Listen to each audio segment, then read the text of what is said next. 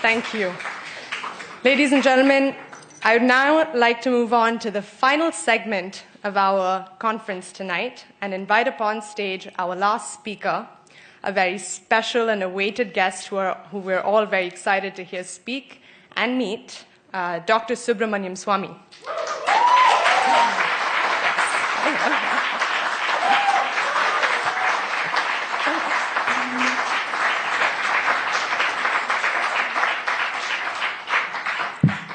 Dr. Swamy currently serves as a Member of Parliament in the Rajya Sabha, the upper house of Parliament, and served as a member of the Planning Commission of India and was a cabinet minister under the Chandrasekhar government. Dr. Swamy was appointed as chairman of the Commission on Labour Standards and International Trade by former Prime Minister P.V. Narasimha Rao. In the past, Dr. Swamy has earned a PhD in economics from Harvard University and has written a plethora of books, such as Hindus Under Siege and Building a New India. Not that I needed this introduction, but it is my absolute honor to welcome on stage tonight Dr. Subramanian Swamy. Ladies and gentlemen. Thank you very much, and congratulations to all the young students of NYU for organizing this seminar. I am first going to speak to you about the nature of the relationship between India and Pakistan, and then speak finally about the prospects of the future relations. In 1947, the British adopted a bill called Indian Independence Act of 1947, which surprisingly, in its objects and reasons stated for the bill, said that the object was to create a Muslim-governed Pakistan and a Hindu-governed India.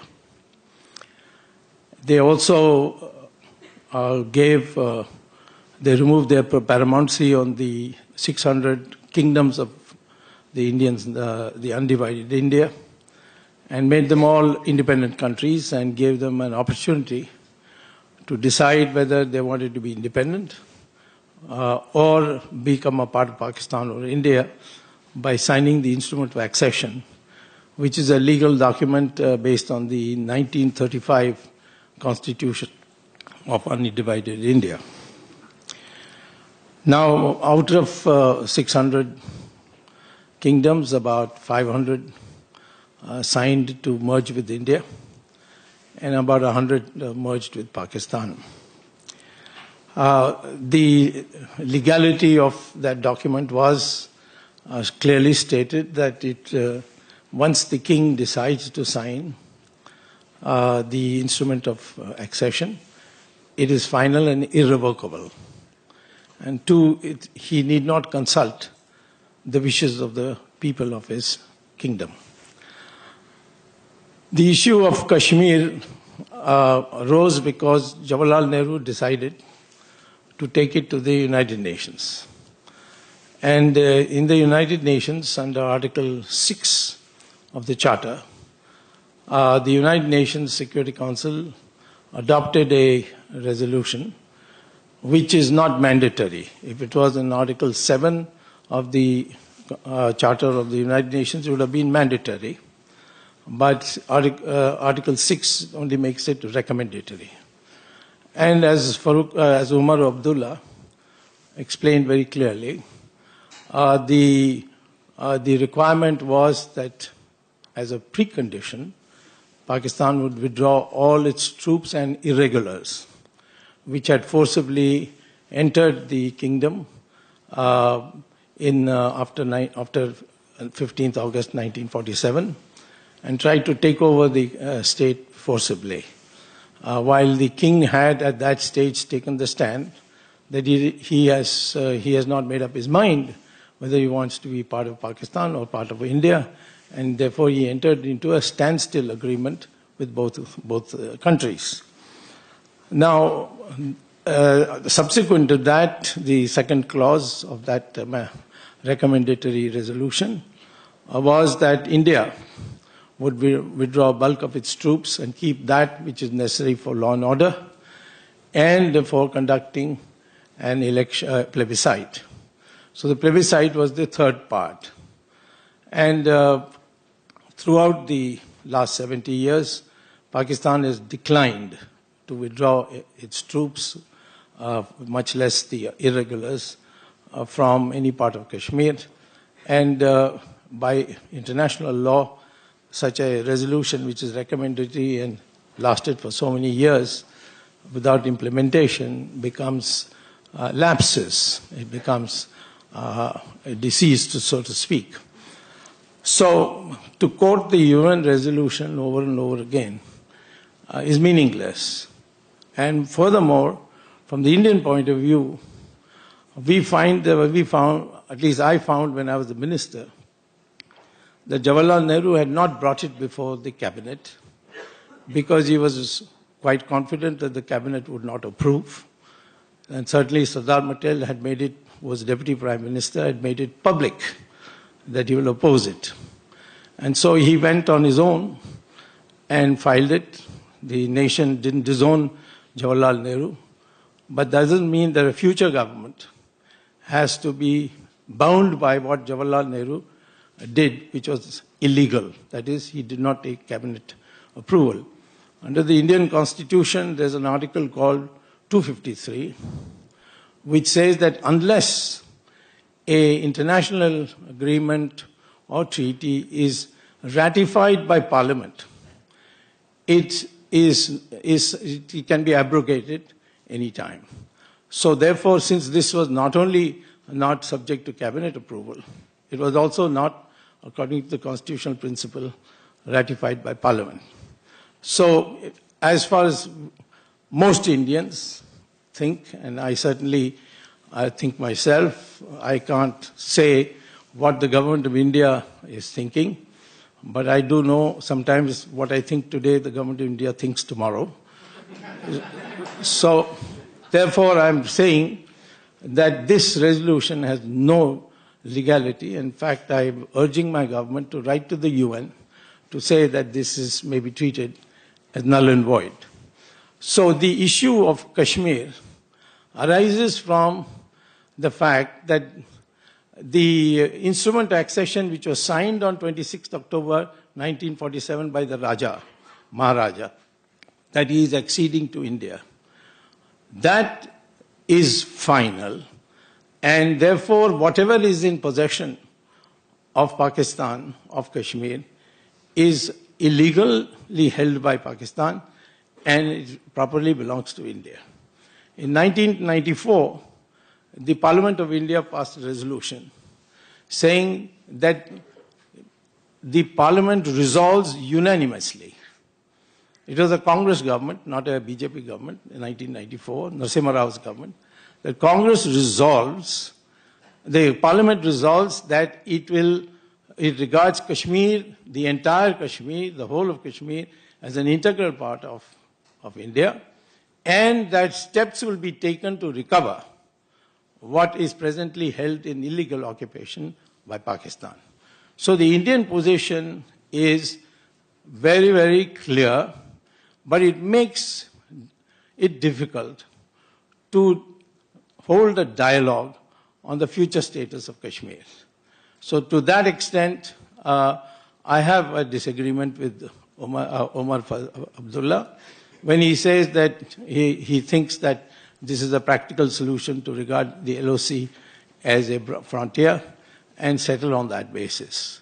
I don't think that any government of India will be able to settle it on anything less than what the 1994 Parliament resolution had laid down.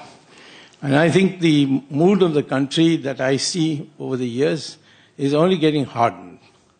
And it reflects itself in places where many people would think that we shouldn't be really stepping in.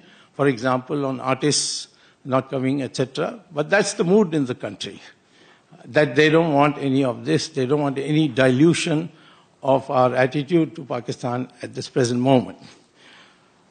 Now, in view of this, what is the scope of our relations with Pakistan? That is the real question.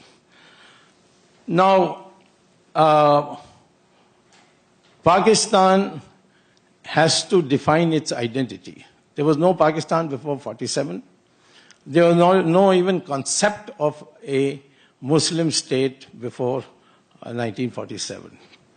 India, of course, is an ancient country, and we have an identity based on our ancient culture and unbroken civilization, and in which many communities have participated, and they've lived and prospered. For example, the Zoroastrians, who fled Islamic conquest of Iran, they were welcomed in our country, they were looked after, and when the British left, they tried to seduce them to say, we will give you special reservations in view of the fact that you're a small community. But they said that the Hindus have looked after us for 1,000 years. We don't need you, so please go, and the Hindus will look after us. This is what the Parsis had said. Similarly, the Jews, persecuted everywhere in the world. When they came to India, we gave them a place to stay in. India gave them a place to stay in Cochin and Bombay, built synagogues for them. And when Israel was formed, one of the earliest resolutions they passed was a thank you to India, saying, thank you, India, you are the only nation in the world which didn't persecute the Jews. And we had with Syrian Christians also. When the Arabs came to Kerala as a trader, we in fact formally designated them as our son-in-law. They married and settled down. And they were called by the British as Mopala. But the Kerala, the word in Malayalam is Mapillai, which means son-in-law. So there is that history there. But Islam came to India by violence. And this is one of the factors which dominates our thinking when we deal with a country like Pakistan. Because if you go by DNA studies, including the one recently published by the University of Cambridge on the theory of genetics, the DNA of all Indians and Pakistanis is the same. So you couldn't have come from somewhere else if your DNA is the same as ours. So Muslims in India are also whose ancestors were Hindus. And Pakistan is also the same. I'm not talking of here and there people coming and like the Parsis came to India, some of them intermarried. We are not talking about this microscopic minority. But by and large, Indian subcontinent is of the same DNA. And therefore, we would like to make Pakistan agree to defining its identity with the subcontinent and not with West Asia. And in my opinion, that is where part of the difficulty arises. This is probably the reason why in one of the wars imposed on India by Pakistan, Pakistan lost 62% of its population, which is now known as Bangladesh. So therefore, I would say that Pakistan's main issue is how to regard India as a country with which we were one together, or as a country which was part of a conquering violent army of the past. And that has to be resolved before we can proceed further. Now, there are organizations which say that India is an unfinished chapter of Islamic history. For instance, ISIS, Al-Qaeda, Taliban, their literature clearly defines India as an unfinished chapter of Islam.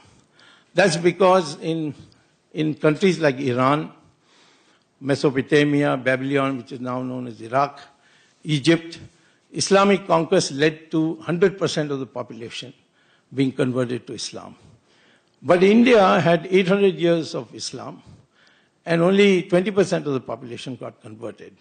So therefore, they call it as an unfinished chapter. Second factor is that all the terrorists that come, I mean, we have minor terrorists here and there, and they have been taken care of. But the major terrorist force that we face is from across the border. And as Umar Abdullah told us, there are all kinds of nationalities. And the only thing common with them is Islam. And their appeal to our people, local people whom they want to recruit, is also on the basis of Islam. It's not a secular movement by any chance. So in a sense, what is being done is that this whole thing is being converted without it being stated as a Hindu-Muslim question. And that poses problem for us because we have got about 150 plus million Muslims in our country. And of course, many of them are in government, some of them are MLAs, ministers, all that.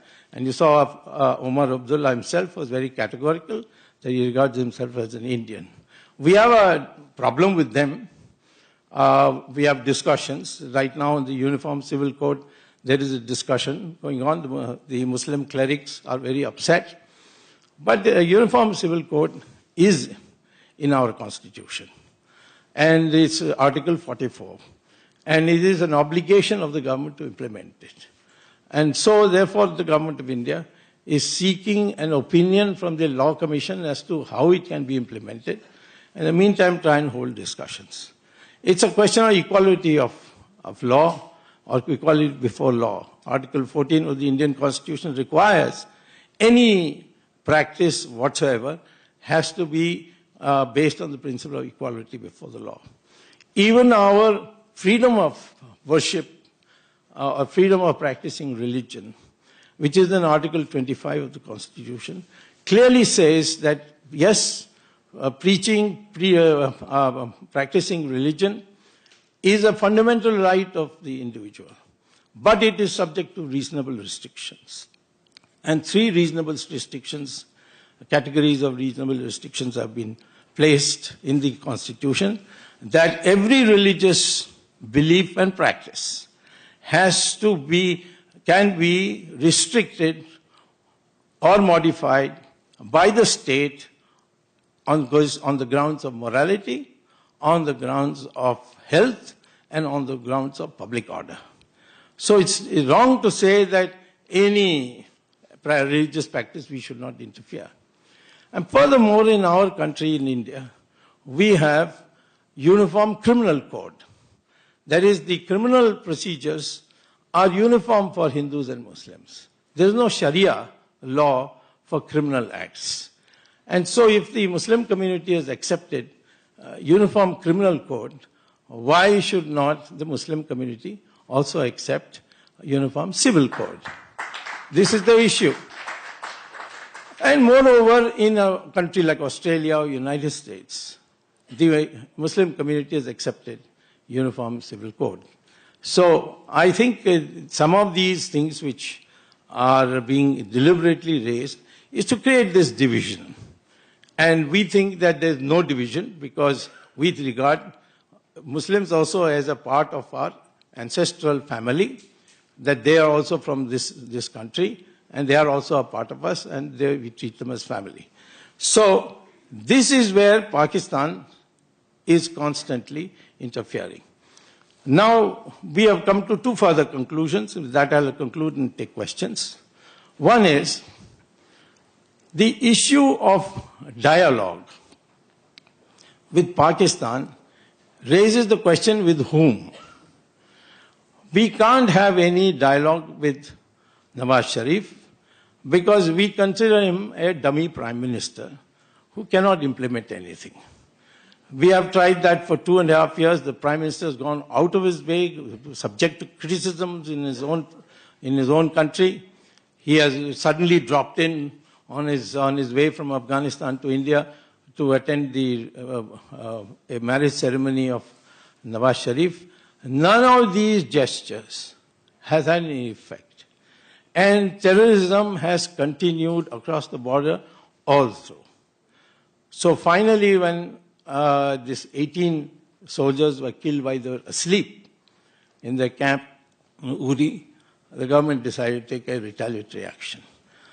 I agree that we have phrased it in such a way that Pakistan doesn't feel compelled to react to save its prestige or something. We have made it as a local, across the border operation. But there is a fundamental decision, I think. This is my understanding. I am a member also of the Parliamentary Standing Committee on Defense and the Parliament's Consultative Committee on External Affairs, and we have been briefed thoroughly on this. I'm convinced now that our government will give proactive responses to any cross-border attack on us, which is of terrorists. So, therefore, unless the political authority begins to assert itself in Pakistan, to discipline its army, to discipline its ISI, and put an end to all these terrorists who are living freely in Pakistan, I think it will be impossible for any government of India to have a dialogue on wide-ranging items. If they want to talk about which terrorists they should hand over to us and why, those discussions can take place at the national security level and the Director General of Military Operations. But political normalcy between India and Pakistan is something which we in India think that is fruitless and therefore should not be engaged in. I am not a person who is a hardliner as media portrays me. Because when the Soviets arrived in Afghanistan, I got an urgent message from the then military ruler of Pakistan, Ziaul Haq, because I was condemning the Soviet attack on on Afghanistan, and saying it poses as a danger to Pakistan and thereafter a danger to India. So he invited me to come and visit the frontier areas where the Afghan refugees had come. And I had been to Pakistan twice or thrice, defending Pakistan's right to acquire arms to defend itself against a possible Soviet incursion into Pakistan. The same thing when Musharraf became the president. India did not recognize him. And he remembered me perhaps because I had addressed the Defense College, National Defense College of Pakistan, and he was the commandant, I think, at that time. So he sent me a message, and I went to Pakistan. I went twice or thrice, and as Umar Abdullah correctly says, when he was president, there was an attempt to curb the terrorism. I don't know what has happened to him recently. Maybe the shock of being removed from office has put him out of balance. And he's saying things which I would have never expected him. But I think, I would like to say very clearly that none of us think in terms of hate towards Pakistan. We regard them, as the music is, for example, journalists, your food, all kinds of, even your jokes, they have free circulation in India. And we consider ourselves as one people. But the fact of the matter is that there are two issues which have to be resolved. One is the political authority must start asserting itself. And two, this Islam appeal to India must stop, which means the terrorists have to be brought to book. And the international opinion is also in favor of it. All countries of the world are ready to assist in this particular aspect. Even the Chinese, with whom I have had long interactions, right from the time of Morarji Desai, I've been to China so many times. The Chinese, at my request, even opened the gates of Kailash and Mansarovar, the holy site of Lord Shiva's abode, for pilgrims to come there. Even the Chinese, although they are supportive, they're standing by their good friend, but they privately tell me, and they have, in fact, your Dawn newspaper has also produced a document for which one of the Dawn's correspondent has gone into trouble, where it says that the Chinese have said, we'll support you, but you've got to end this problem. So there is an international consensus.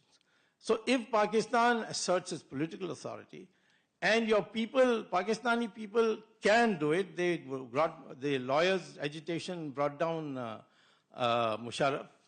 Same thing, this public agitation in 1977 brought down Zulfikar Ali Bhutto for rigging the election. There is scope for public assertion in Pakistan, but the political authority must assist the public and be friendly to the public to encourage them to think in terms of democratic protests. So without these two aspects, the civilian authority and this Islamization of its terrorist attacks on India, which has a negative effect within India. Wherever Muslims are in majority in India, the Hindus are having problems. Kashmiri Pandits were driven out of the valley. Similarly, Kerala, Malappuram, the situation of the Hindus is in a horrible state. In fact, there is no police which is allowed to go in there. The Sharia seems to operate there. Hindus cannot sell their houses to anyone but a Muslim. This is the kind of situation wherever they are in majority. It may be because they think that where they are in majority, the clerics say this is Darul Islam, so there's no room for minorities. In Saudi Arabia, there are 2 million Hindus who are workers in Saudi Arabia. They are not allowed to build temples. They are not allowed to celebrate Diwali. They are not allowed to even hold pujas inside their house or even carry a picture of Ramchandraji in their pocket. Now, that is their country, Saudi Arabia. I'm not, fundamentally objecting to it. But this Islamization thing is forcing our people to become hostile within the country. And therefore, it will create a problem for us. And if Pakistan is the source and is not willing to become more democratic, the civilian authority is not willing to take charge and keep the army under check and assist India in controlling the flow of terrorists, then India is prepared for the consequences. And that is what the surgical operation signaled. And I hope changes will come. So in short, I will say the way the whole creation of India and Pakistan and subsequent developments, and now it has got entangled into the fact that we have no channel by which we can have a dialogue solution. And two, we cannot, under any circumstance, I am not one of those people who is going to leave anybody in any doubt. There is no question of yielding even 1 inch of Kashmir on any grounds, because it is, according to the constitutional principle, a part of India. And whatever assurances Jawaharlal Nehru gave you, you may go and consult him wherever he is and ask him. We are not bound by it. But we are fundamentally in favor of the whole South Asian nations, the SAARC in particular, to be a forum of peace and to work in dialogue with the Pakistanis. Pakistanis have to recognize that India's strength has grown, Pakistan has become smaller, and there are movements within Pakistan which are now getting international. There are Baluchis in New York, there are Baluchis wanting citizenship in India or want refugee status in India. Human rights is a universal thing. Somebody, the earlier moderator was mentioning about Sri Lanka's example. Sri Lanka's, the Tamils were all over the world, and they were, invited by governments for discussion. So if you don't control this and if you continue to be hostile to India, I think the other regions of Pakistan might start also asserting itself like the way Bangladesh asserted. We are of the view that Pakistan should remain one because it's in our interest. But if Pakistan is not taking necessary steps, then there's little that we can do. Like we had little we could do in Bangladesh till 10 million refugees came across to India. And then Pakistan on 3rd of December 1971 bombed 8-9 cities of India. And that led to a war. So war is no solution. But this time, India is now as a new government. We are not the namby-pamby government of the past of Congress. We are a government which is not a single-person government or a pyramidal structured government. It's a government with lots of countervailing forces, and all these opinions have taken account. But the fundamental decision is that we will not tolerate terrorism. And if it comes, we will retaliate by means that are available to us. This in broad is what I say. It is a gloomy picture for negotiated settlement and dialogue. And therefore, if once we come to that conclusion, we will not allow dilution of this consciousness, because if you have to prepare for something, then you can't allow dilution of consciousness. So all this Nach Gana business and all that will go by as a consequence of that. Not that one should normally object to culture and arts in a political warfare, but in this particular case, we are in a situation, not in a war-like situation, but a possibility of war by miscalculation, and therefore we have to be prepared. Thank you very much. A very eloquent speaker, and I really enjoyed that speech. And I'm a Pakistani student at NYU. So, first of all, I want to know if you understand that when you say Pakistan is just an offshoot of India having trouble determining its national identity, that same definition applies to Bangladesh and a list of countries in Central Asia that were part of the USSR and then formed their own national. Sure, Pakistan may have a younger history than India, but when you have statements like that, they only come across as arrogant, and it feels like you're just dictating your terms, which is never a positive stance for negotiation.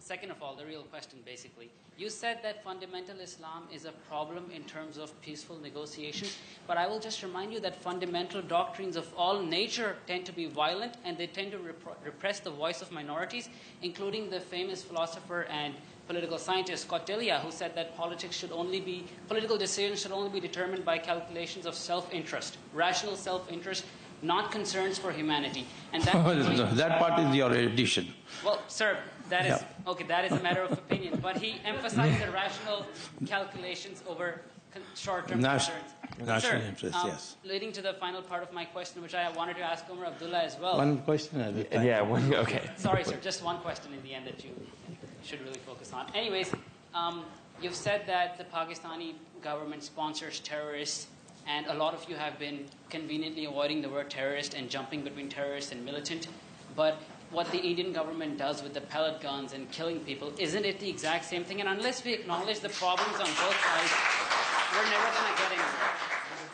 And I don't think that it's just that you don't understand the difference between terrorists and militants. You're just conveniently trying not to use that. Well, what the Indian government, I'll come with your last question, the Indian government is doing in Kashmir is what it's required to do under the Constitution to maintain public order. We think all these demonstrators are instigated by Pakistan. Many of them are paid by Pakistan. And they have even got a rate list. If you throw a stone on the military truck, you'll get 5,000 rupees. If you throw it at a Kashmiri police truck, you'll get 2,000 rupees. This kind of encouragement is being given. Many of them we have found them to be drugged by narcotics. And therefore, I think, let me say very clearly that human rights is valid question only up to the point where we have to maintain public order. We are a legitimate country, and we have been recognized recognized as a country which is legitimate, and Kashmir is legitimately part of India under the law. And anyone who tries to separate it, we will use any amount of force necessary to see that that fails. The individual in the back. Doctor, I'm sorry. The individual in the back. I'm in the back. Sir, in the time that you're going to wait for the Pakistani government to be one that you can accept to have dialogue with, what do you think is a short-term and in the long run a solution? Because you aren't willing to accept the line of control, you're not willing to accept the United Nations conditions for a referendum, and all you want is the entire Kashmir to be a part of India. Yeah. What do you think is a solution if you're not willing to work with anyone? The solution is to wait. The Chinese are waiting for Taiwan for a suitable atmosphere. And we will wait for a suitable opportunity. But sir, in waiting, are you not going to be creating so much unhappiness and a lot of Who's trouble to the unhappiness? people of Kashmir who are living in a state where for 100 days they can't send their kids to school or go to Yeah, work? that's pretty bad. It's that they can't send their children to school. Most people in Kashmir want a normal, peaceful life. And these agitators are instigated by Pakistan. We are convinced of it. I am convinced of it on what has been presented to our committee. And I will tell you that we have not used all the force that we could. We have used the minimum force. But when you are attacked, when the police is attacked, you can't tell them that just turn the other cheek. If they have to do something, earlier on they were using bullets, now they're using pellets. So therefore, at some stage, those who are instigating these children to come out on the streets, they have to be identified by the society and handed over to us. We are also catching many of them. And I'm sure that whoever is elected in Kashmir has not expressed any sympathy for this. You saw Umar Abdullah here itself. He did not defend them. In fact, he didn't even criticize the killing of that Barhani. He only said that the mismanagement of the situation after. That was it. And he is not a member of our coalition. It's Mufti Said's daughter, who is Mehbooba, who's the chief minister, who's in alliance with us.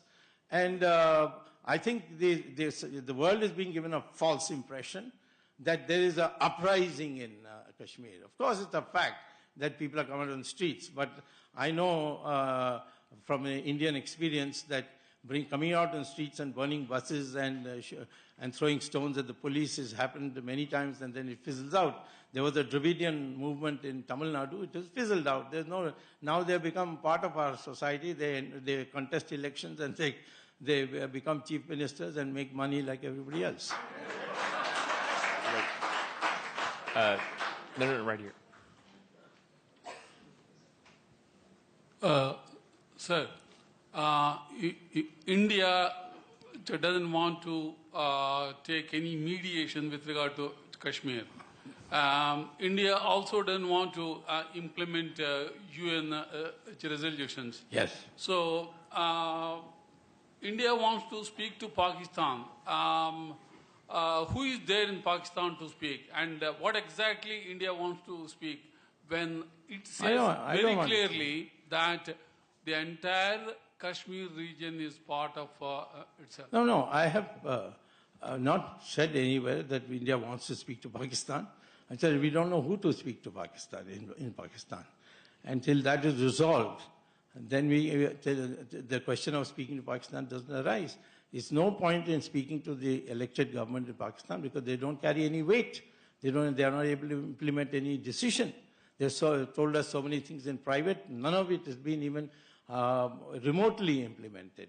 So therefore, we can go on for years and years without talking to Pakistan. It's not a difficult proposition. If Pakistan feels, then it has to meet those certain minimum conditions for a political dialogue, which means that the government should be in a position to deliver what it promises. Right there. Hi, sir. I am speaking to you today. I respect you, sir. You're my elder. And I'm a proud Indian, I want to say. And I'm speaking to you as a concerned Indian today because some of the rhetoric that has been flying in this room is rather disturbing to me as a Sikh and as an Indian. Because this whole idea of Islamicization of things, I mean, like my friend said, there are fundamentals in every society. There were Sikh fundamentals in 1984.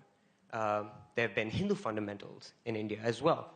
So I do not understand how you can sort of, I mean, if the fundamentals are sort of, Islamicizing this issue, is the right response to sort of claim that everybody had a Hindu DNA or an ancient culture that everybody belonged to? Doesn't that polarize societies instead of joining them together? Well, that means that a Sikh as well has a Hindu DNA. I have a human DNA and I have a South Asian DNA, sir, and I'm proud of that. Well, you can be proud of what you want to be. I'm not putting any ban on that. I'm only saying that please don't compare the militancy or the terrorism, whatever you want to call it, of the Sikhs between 1983 and 1981 and 84. I was one of those people who had almost single-handedly, because there was hardly any other Hindu who took the stand. I think Chandrasekhar also took the stand, that Operation Blue Star was condemned, to be condemned. And we condemned it, and we said this was a move by Mrs. Gandhi to try and garner a fundamentalist vote among the Hindu population. Since then, the Sikh community has always regarded people like me and Mr. Chandrasekhar was no more as very, very friendly, and they meet me wherever I go, where they have gurdwaras, whether it's in New York or whether it's in London. And I have no difficulty, and now there is no such thing as Sikh fundamentalism. So don't say that. Maybe you have some people in Pakistan who have been paid for and they are there, but otherwise there is no Sikh fundamentalism movement in India. Sikhs are ones who fought for the Hindus, and the Hindus will never forget it, the sacrifices of Guru Tegh Bahadur and Guru Gobind Singh. So wait a minute. So first of all, there is no other fundamentalism in India that has any violent ability to create that kind of disorder and the kind of explosions and the kind of misery that the Islamic terrorists are able to do. That is why I have singled them out. And they are coming from Pakistan, and they are inspired by Islam. Many responsible Muslims say they are not the real Islam. Well, there is a school of Islam, if they are not. Either the clerics disown them and say that they are all kafirs, which nobody is doing, or you say that it's a school of Islam. But the school of Islam seems to be gaining ground. And I want to make sure that it doesn't infect the vast population of Muslims in our country. And that's why I mentioned, I am not talking about Islamization in a general exam. I must tell you, I have no personal animosity. One of my son-in-laws is a Muslim, I must tell you. My wife is a Parsi. I have Jews and Christians also in my family, and none of them seem to think that I am an Islamic phobic person at all. That's not the issue. The issue is what is affecting our society. Our society is being daily, by the use of money power and the internet, the Muslim youth are being targeted that they must fight, they must die for creating a caliphate in Kashmir. This is the kind of propaganda that is going on, and we have to meet that. I promise I'll get to everyone. V-neck Gray. Sir, I just had a question. Speech, I really appreciate the insight.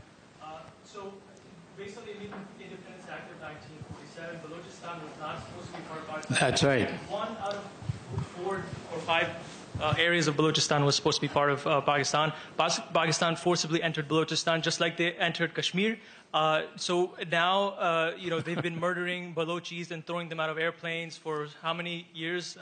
So I ask you the question: what do you think the role is that India should play in helping Balochistan gain its independence? Yeah. Well, we have reached that stage, yes. I think, first of all, those who are Baluchis and living in New York, you should set up a human rights center, produce sufficient literature, and then go to the UN and try to get people to get concerned, and perhaps at the UN in Geneva to set up a commission on these violent things. I know that tremendous violence is things, but it's all anecdotal. I would like this to be documented, and then after you do it, then by then maybe circumstances changes when India could do something. Do you think they should give asylum to I think that's on process, so I'd rather not comment on it just now, but I think it appears to me something that will happen. Again, please wait for the mic to speak. The individual in the back, the blue shirt. Dr.Swamy, thank you so much for coming tonight. You look very dashing. You mentioned a lot of great resolutions and laws in your speech, but I think one important one that was missed was ASPA. This is the Armed Forces Special Provisions Act, which allows forces to go in and act with impunity. Yeah. And it's very evident that in Kashmir it's being used very widely. Yeah. The forces there use pellet guns, and I don't think they use them all the time on individuals who have been paid by Pakistan. There's a very clear example of a young girl, 11 years old. Her name is Insha. She was standing by her window and she was shot by a pellet gun. And she went to India for surgery. She went to a Delhi hospital. She's blinded. I don't think she was paid to look out of her window at the forces. So the question is, do you think your government protects human rights in Kashmir? And why are Kashmiris the only group of people who are impacted by the pellet gun? Nowhere else is it used in the entire country of India. And do you really think the pellet gun is considered minimal force when you have a projectile traveling at 100 miles per hour, more than 100 pellets that get dispersed? Do you really think that is equal force to a stone thrown by a protester? The issue is, first of all, what should be done at the ground level is a decision that is taken by the government in consultation with the state governments.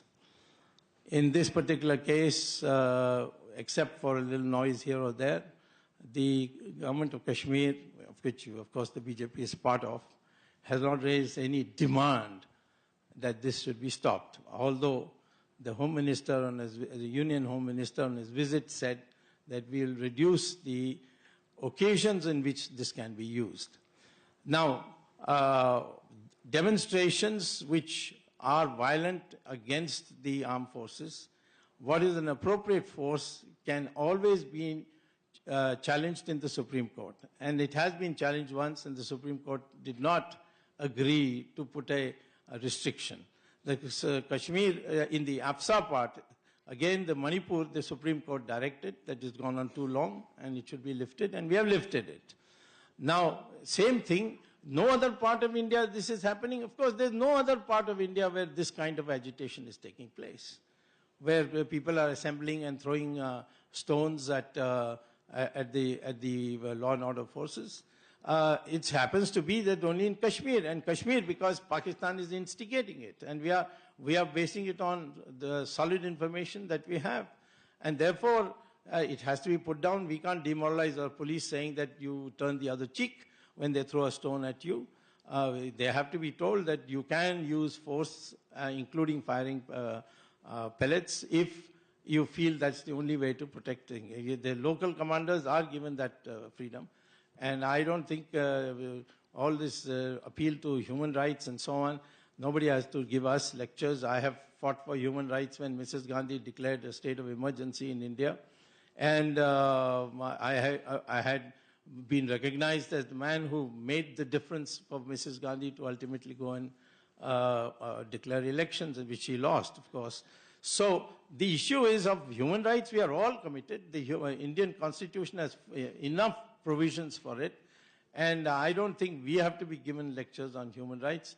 If that was so, then I would like to say that there is no other country which can match us. Do you think the United States can match us in superior human rights? Obviously not. I can give you 1,000 examples where the human rights have not been, by the standards of the liberals, it has not been adhered to in the United States. So we have to decide. We will not allow Kashmir to go into lawlessness, and the necessary force to control it we will use, and we are not going to listen to anybody's lectures on human rights. The individual in the black. Speak up in the mic. Okay. According to you, there's no fundamentalists in India. You were thanked by Jews because you saved them when they were killed. So it means India is a heaven on earth. But I think I own my country. I own what we've done, and there's lots of time in Pakistan has taken steps that should not have been taken. I own it. But would you like to own Amir Khan? He was thinking to leave India because of what was happening in your government, the comments passed by politicians. What happened with recent Pakistani actors in India? And what do you think, as a good gesture, Pakistani cricket team went and played 3 matches. And as a good gesture, we were thinking now India will come and there's going to be cricket. There's something common. we'll, we'll see a new era of India-Pakistan relations, but nothing happens. Not by cricket. Why is it that we cannot have something like European Union so that there's no poverty in India and Pakistan? We can do something for education in both countries, because these are I problems. understood your question. Let me answer it. Thank you. As far as European Union is, please tell your government that we unilaterally have given most favored nation status to Pakistan. But Pakistan, after having made a commitment, has not implemented it for the last 2.5 years and refusing to do now.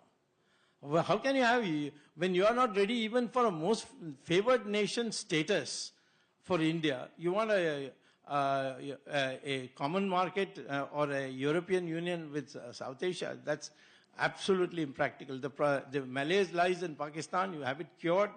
Tell the civilians to take control and end this all cross-border terrorist crossing. And tomorrow we'll start talking with each other and we'll send not only the cricket team, but you can also have Amir Khan if you want. The individual in the pink, right there.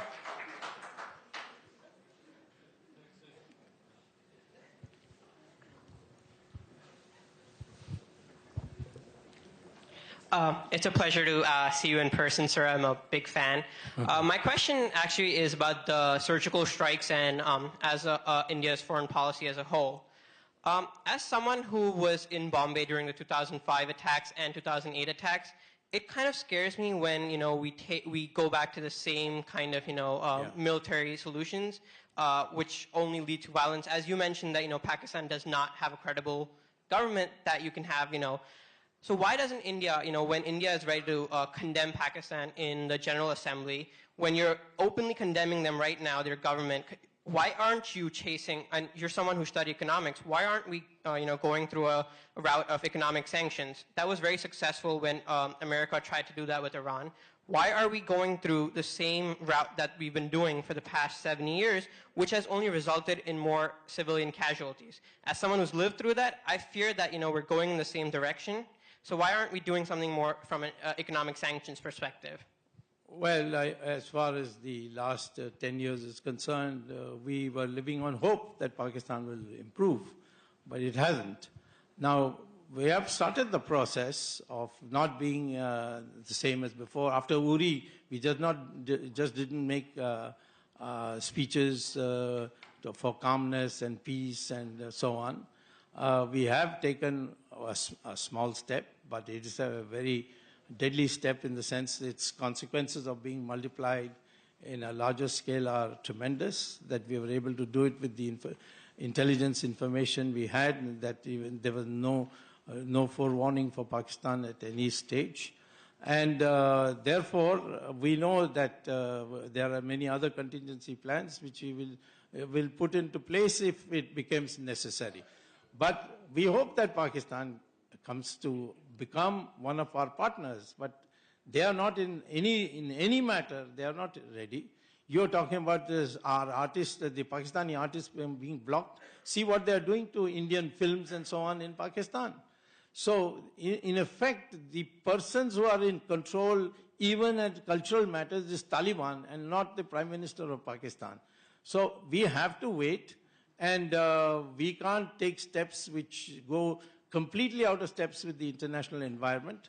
The international environment has come a pretty long way. This time, no government, including China, condemned our action on the surgical strike. And in Pakistan, in the United Nations, nobody supported Pakistan on the Kashmir issue. And generally speaking, in private, our conversations with world leaders show that they, on this issue of terrorism, they are willing to go with us for a long way. Now, as far as somebody saying that I'm admiring Israel and so on, well, we have very good relations with Israel. Israel has always helped us. We have very close relationship. And I know that many of the things that people are now putting in the media about Kashmir is what they put in Gaza and other places. So this kind of propaganda that is done, we can't act on that basis. We have our own sources giving us information. We have not one sources, but multiple sources, and we have come to the conclusion that Pakistan is, in fact, aiding and abetting the present agitation in Kashmir. Over there in the dress, please. Thank you. Sir, towards the end of your speech, you mentioned Naach Gana, and you referred to how the recent things about like sending Pakistani actors and artists back to their country and restricting the representation of Pakistani artists in Bollywood movies and things like that is a form of protection of something. But don't you think, like, all of us in this room can agree that we don't want a war between Pakistan and India, and we don't want a situation where either of the country wins, but rather something where they both, like, you know, find a solution collectively. But it's ironic that something that, like, sending Pakistani artists and people like that back to their country doesn't really protect, but in fact increases conflict and makes it more likely that something will come up in order to need protection in the first place. Yeah, that's one perspective, definitely. But I'll tell you my perspective. We think that Pakistan, presently constituted, cannot be relied on to come for peace. And the people who are actually managing it do want war. And we have reports now that after this Mosul attack by the American-supported forces of Iraq, many ISIS people are now thinking of moving to Pakistan as a sanctuary. Now, we have... well, I'm sorry, sir. Wait. Sir. Well... Sorry, sir. Well, I am here to speak. When your turn comes to speak from this side, you can say what you like. That is not the purpose. I am telling you what I know. And it is not that it has not appeared in the media. Well, I'm telling you that you have ISIS people in Pakistan. We have ISIS people in India. We have arrested several of them in Kerala recently. We have several of them in Tamil Nadu. And they all say that they have come through Pakistan. So it's not enough for you to say that you're innocent and we are guilty. The fact of the matter is we are the ones who are facing these attacks. And there's not a single terrorist, Indian terrorist, been arrested in any attack in Pakistan. There have been terrorist attacks in Pakistan. Of course, Pakistani civil society is suffering because of that. But not a single Indian so far has been arrested who's a terrorist, who's carried a gun from India with Indian markings and played havoc there. So we are not the ones who are encouraging any terrorist activity in Pakistan. It's Pakistan which is supporting it. They are all coming from Pakistan. Whoever we arrest, they say that we come from Pakistan. We give proofs. Kasab, who was caught, we even identified his village. And we produced a video of his parents saying, yes, he had gone to India for some training and didn't come back. Even after that, Pakistan said, we don't have adequate proof for 2008. Now, today we have a situation where we have to prepare the country's mind that it may be a possibility. I'm not saying it is even a possibility, but it may be a possibility in the future that we may have to go to war, because we have been to war with Pakistan 4 times already. It's not an unusual event. It would be a war. And therefore, to prepare the mind of the people, we can't allow these dilutions of cinema artists and cricket players coming to our country and playing. We cannot allow that. And this is our decision, and that's why we have made the decision. The day normalcy comes in Pakistan, we'll be the first ones to resume cricket and cinema. Okay, I want to reiterate, please, this is not a shouting match. Your opinions are valid to be heard, but with the microphone, when we pick on you, please. Person in the back. Sir, you repeatedly used the word force. I'm just curious, do you see any similarities between the rise of Nazi Germany and Hindu nationalism and growing Indian jingoism? Do you ever see India becoming a fascist country eventually? And lastly, what's your opinion on Hitler? The last time,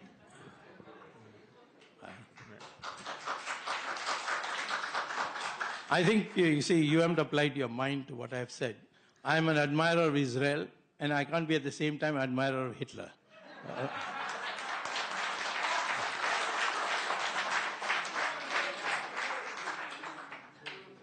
There was one attempt at fascism in India, and that was in 1975 by Mrs. Gandhi declaring a state of emergency, where she suspended the constitution, put 140,000 people in jail without trial, and all the top leaders like Jayaprakash Nayan, Morarji Desai, everybody was put in solitary confinement. And within 2 years, she buckled and had to go back to declaring an election. And of course, I was at that time fighting for democratic freedoms. And in fact, a good part of my those 2 years I spent in the United States mobilizing Indians and creating opinion, because there was so much censorship. It was easier for people to listen to Voice of America and BBC than read the Indian newspapers. So therefore, I think anybody in his right mind in India knows that the Indian people may tolerate many things, but they will not tolerate suspension of democracy and the imposition of fascism. Right there in the middle. Right here, right here. Over the one right there. This is in reference to an article you once wrote for the DNA, where you suggested that anyone who doesn't admit to having Hindu ancestry cannot have voting rights in the country. Doesn't that go completely against what you just said?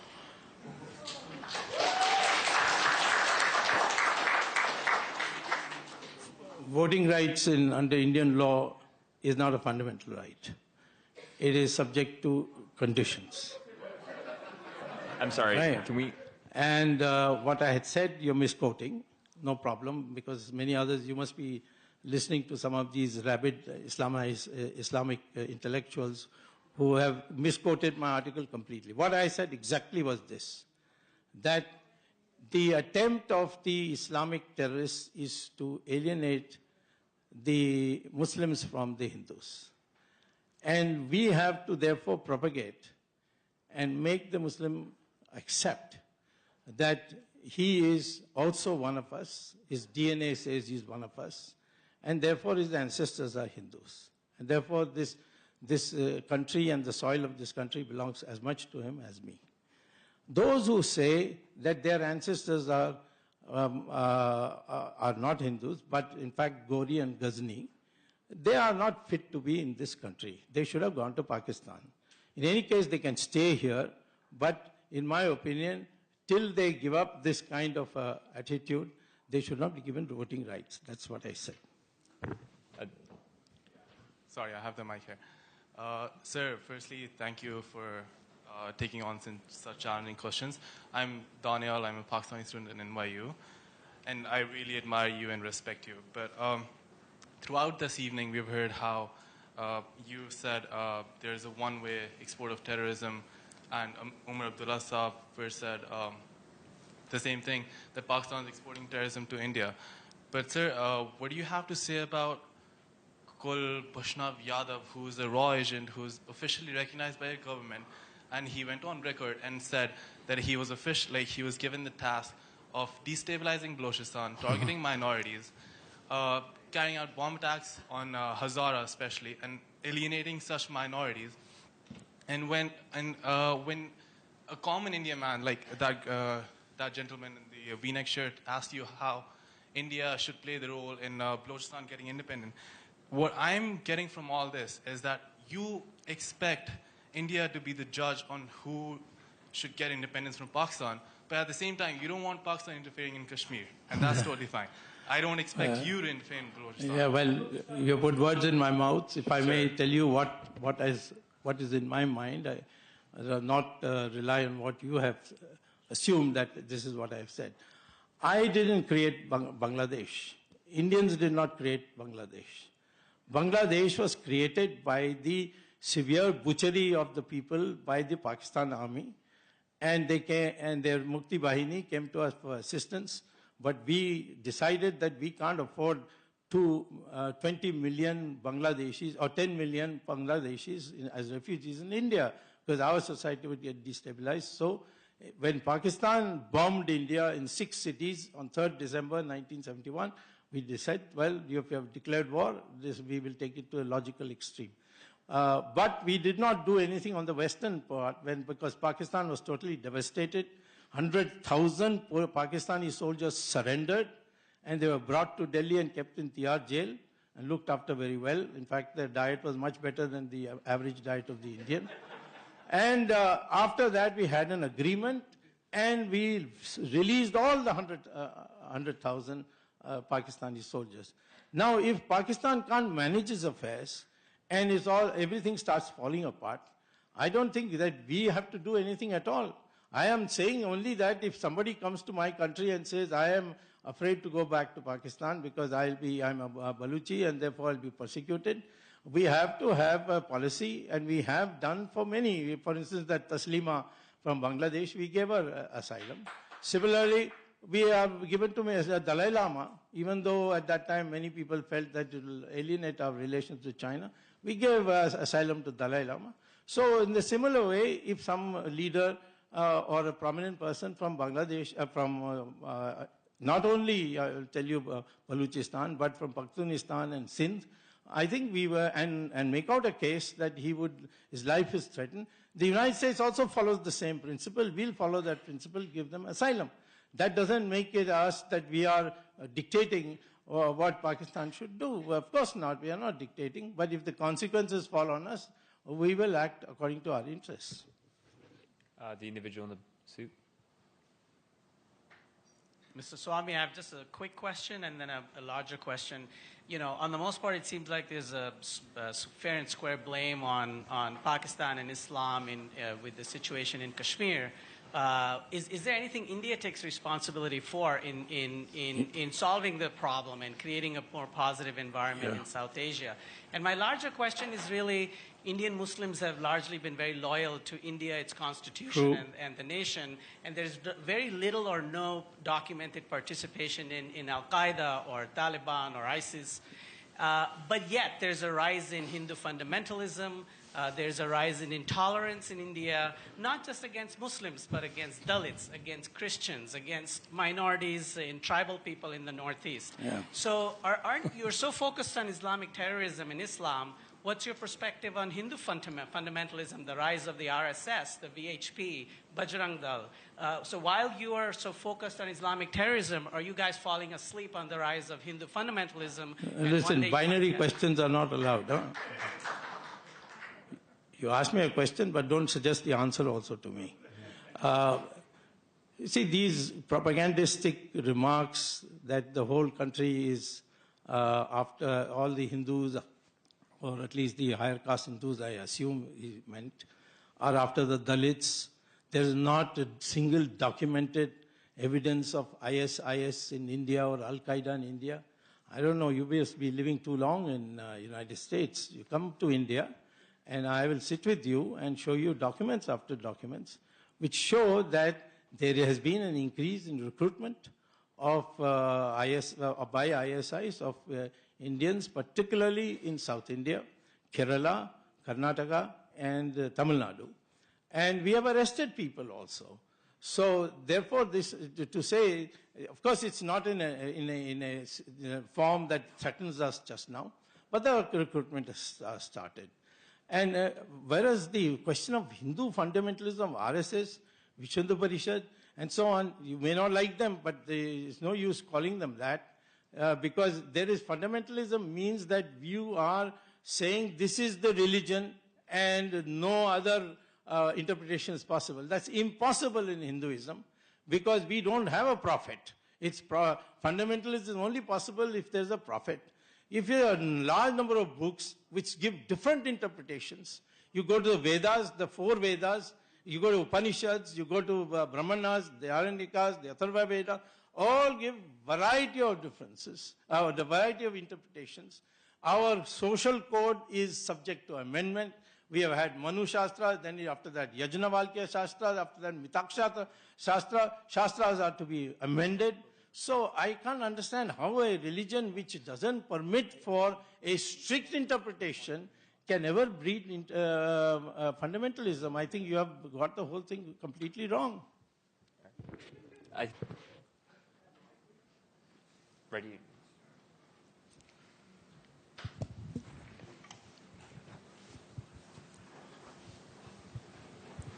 By the way, Hinduism also says that all religions lead to God, which no other religion says.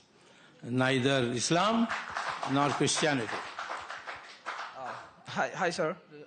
So I actually wanted to ask you, like, this whole debate has been taking a turn around from like Indo-Pakistan to Hinduism and Muslim. So first of all, people stay together out here, like Hindus and Muslim. I would like to tell you that thing, and even in India and maybe in Pakistan too.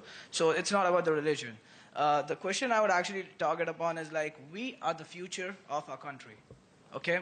And you are the people who are leading our country. So if at all each of the person out here is actually saying that we take the actions for our country. But what would you actually suggest the best way to actually make sure that, to let our leaders know that this is the thing that they've done wrong? So I'm not talking on the perspective of India or Pakistan. I'm saying if India does something wrong, how would I as a person, as a person to the country, would suggest that, you have made this thing wrong. So this would solve a lot of problems. Well, first of all, let me tell you, this Hindu-Muslim issue is not from India. It is from Pakistan. And we have Muslim generals, we have Muslim intelligence bureau officials, we have Muslims in almost, and in the political spectrum, we have a large number of Muslims. You saw Mr. Abdullah today. He's a Muslim. And what he said, we have differences, of course, on how to approach the problem. But that's political differences. But at the same time, first let me say, don't raise this issue that I have made it as a Hindu versus Muslim. I never made it. It's Pakistan which has made it. No, sir, I'm not saying. I'm now, saying second, as to one thing what are the things that we should have done? We should have never gone to the United Nations. Having gone to the United Nations, after 10 years, we should have withdrawn it. Now we should withdraw it before our next elections come, that is 2019, and say to the UN that thank you very much, goodbye now, you haven't been able to do anything, we'll take care of the problem. To the Kashmiri people, the one mistake we have made is we have not made it clear that we'll pay any price, we'll go to any length to see that the whole of Jammu Kashmir remains with India as an integral and unalienated part.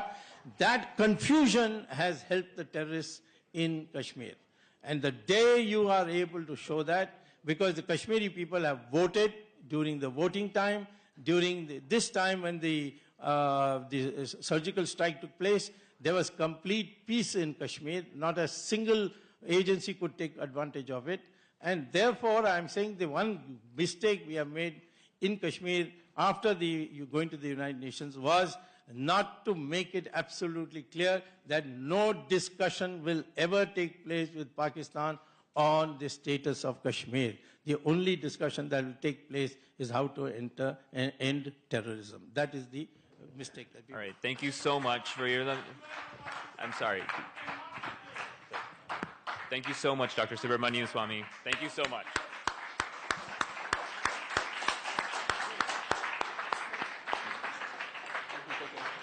Ladies and gentlemen, before we close, there's just a few remarks that we wanted to say. You've seen views of different representation, whether it's left, whether it's right from both countries, and we just wanted to express them to you through this medium, through this conference, and for you to decide what our future holds. So thank you so much for coming out.